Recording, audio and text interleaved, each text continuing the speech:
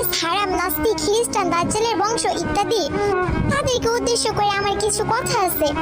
আচ্ছা, আপনারা যে আর্জেন্টিনা, ব্রাজিল সাপোর্ট করেন, আপনারা কি জানেন এই দুই দেশই আজান নিষেধ? আরেক দেশে তো প্রকাশ্যে আল্লাহর নামও নেওয়া নিষেধ। আর যেখানে বিটিএস এর সদস্যরা আজানের সময় কনসার্ট বন্ধ করে দেয়, তাদের কনসার্টে মুসলিম আর্মিদের নামাজের ব্যবস্থা করে দেয়, মিটআপের সময় মুসলিম ফ্যানদের গায়ে টাচ করে না, অপবিত্র হবে এর জন্য। হতে পারে তারা অন্য ধর্মের, কিন্তু সবাইকে সম্মান করতে জানে, যা সবাই পারে না। মুসলিম ধর্মে কোথাও লেখা আছে যে অমুসলিম